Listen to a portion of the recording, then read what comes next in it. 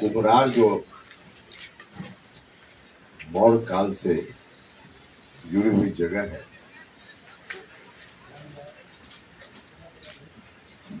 वहां मौर्य कालीन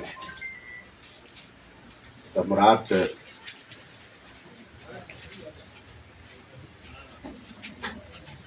का दरबार होता था। तो बाद में चलकर 1912-13 में पहली बार यह बात प्रकाश में आई। उस वक्त एएसआई के द्वारा जो खुदाई का काम हो रहा था, उसमें नेशनल असेंबली हॉल 80 पिलर पर खड़ा होता था। खुदाई में यह बात पहली दफा उस समय प्रकाश में आई।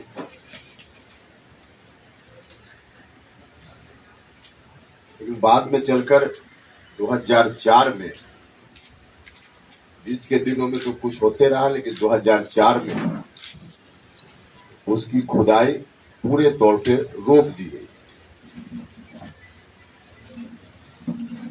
आर्कियोलॉजिकल सर्वे ऑफ इंडिया के द्वारा खुदाई का काम हुआ था, जिसमें बहुत सारी बातों की जानकारी हुई थी, लेकिन 2004 में उसको रोक दिया गया, क्योंकि वहां जल जमाव की समस्या लगातार दिख रही थी, जैसा कि एएसआई का कहना। इसके चलते आगे खुदाई का काम नहीं हुआ और ज्यों का त्यों उस समय से आज तक ये स्थिति बनी हुई।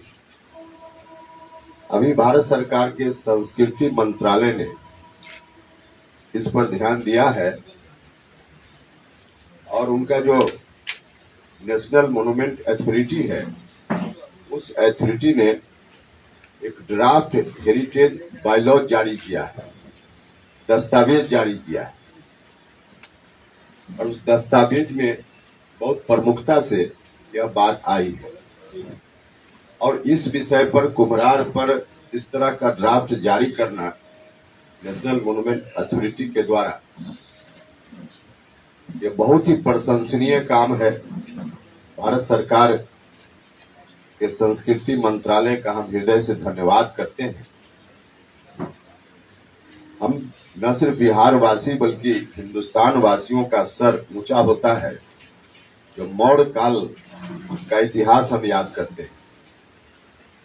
पूरी दुनिया से उसकी तुलना होती है और अपने देश में जो शासन रहा है, सब में स्वर्णिम काल वही था।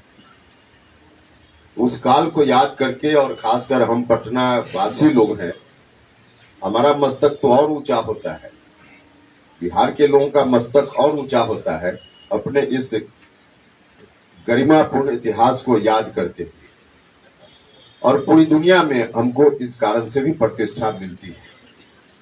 तो यह जो हमारा इतिहास है, इस इतिहास को और भी लोगों के सामने लाने की जरूरत है और इसके लिए आगे फिर से खुदाई का काम शुरू हो सके, इसकी आवश्यकता है। अब 2004 में इसको रोक दिया गया। आर्कियोलॉजिकल सर्वे ऑफ इंडिया ने जो कुछ भी कहा हो, किया हो, लेकिन राज्य की सरकार का ध्यान इस पर जरूर होना चाहिए था। इनकी ओर से प्रयास होना चाहिए था, क्योंकि हम बिहार वासियों से जुड़ा हुआ यह मामला सीधा है।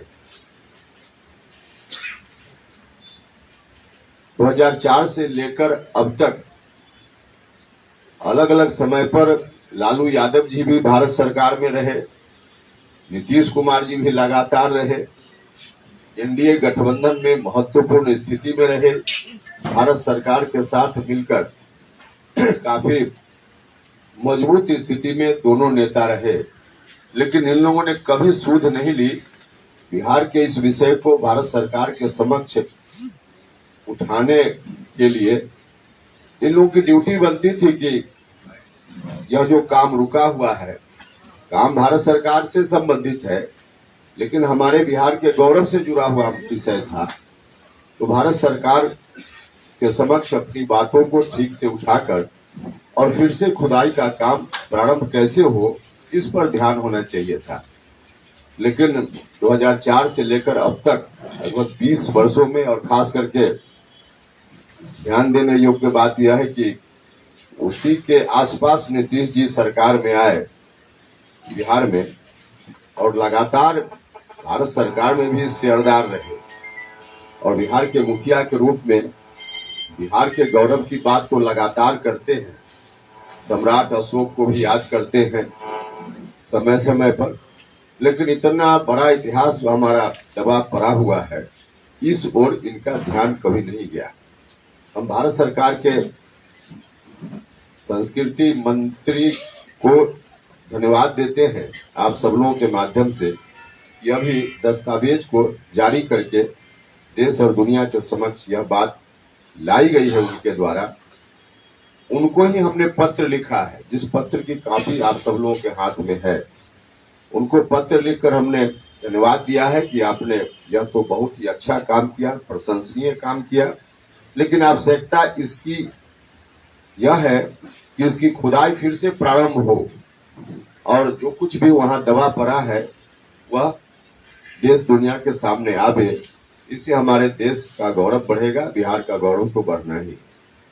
तो हम सब लोगों के लिए यह गौरवपूर्ण बात है। इतिहास हमारा, जिस इतिहास को याद करने से सबसे ज्यादा मस्तक हमारा ऊंचा होता है, इस काम को आगे जारी रखने के लिए इसकी खुदाई की नितांत आवश्यकता है, फिर से आवश्यकता है। तो संस्कृति मंत्री भारत सरकार से हमने पत्र लिखकर आग्रह किया है, और आपके माध्यम से राज्य की सरकार से भी हम आग्रह करते हैं कि सिर्फ वोट की दृष्टि से राजनीतिक बात और राजनीतिक काम न हो, इस तरह का काम भी होना चाहिए। इस तरह की बातों पर भी सरकार का ध्यान हो, यह उनकी ड्यूटी भी बनती है। तो उनको भी विशेष रूप से पहल करके भारत सरकार से बात करनी चाहिए। मुख्यमंत्री जी से विशेष रूप से आग्रह है कि भारत सरकार से बात करें। बिहार के मुख्यमंत्री तो आज नीतीश जी ही हैं, बिहार की ओर से पहल करने की जवाबदेही उनकी बनती है।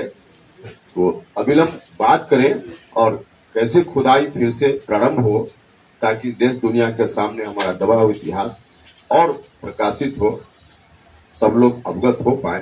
तो इस बात के लिए मुख्यमंत्री जी से भी मेरा आग्रह आपके माध्यम से है।